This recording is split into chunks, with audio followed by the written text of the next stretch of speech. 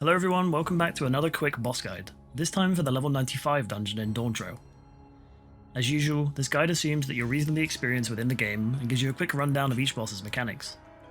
And as always, watch out for spoilers ahead, and thanks for watching. Immersion does raid-wide damage. The boss uses Troublesome Tail as its main mechanic, placing a debuff on the party. The idea is that it copies the next ability the boss uses and applies it to the party. For example, the boss uses a cone AoE here, and after a short countdown the party also expels one in the direction they're facing. Make sure to look away at the end of the countdown to avoid cleaving your friends. Hydro Ring shrinks the arena and gives a dot if stepped into.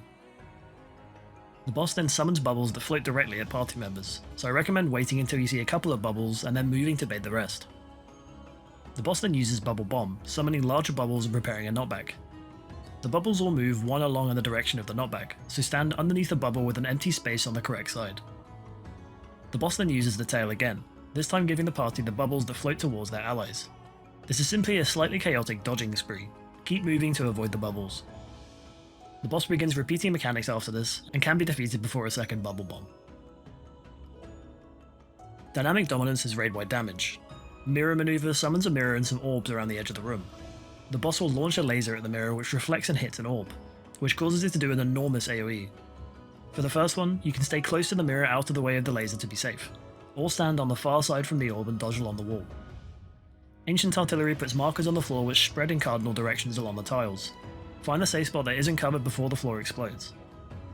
In my experience, one of the 4 center tiles is always safe here, so you can stay middle and adjust if unsure. After this, Pummel is a tank buster, followed by a second mirror maneuver.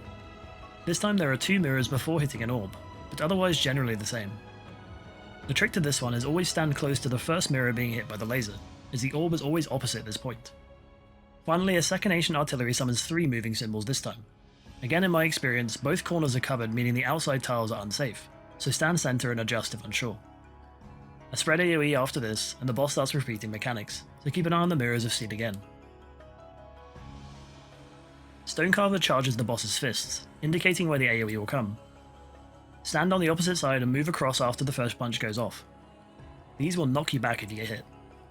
Skull Crush is a knockback from the front. The blue circle will instantly KO you, so stand slightly outside it. After the knockback there's a spread AoE, so be careful of your other party members.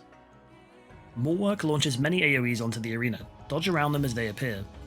At the end of this, the boss will cleave either the outer edges of the arena or the center, indicated by the large arrows.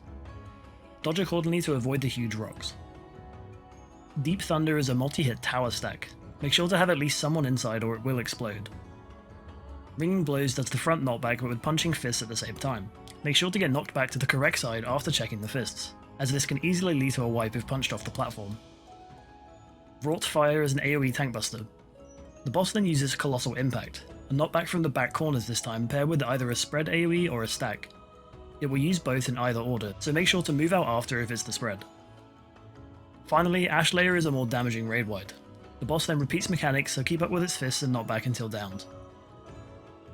I hope you enjoyed this quick guide for the level 95 dungeon bosses. If you want to see more, consider subscribing to the channel and let me know if there's any other guides you'd like to see. As always, thanks for watching and have a great day.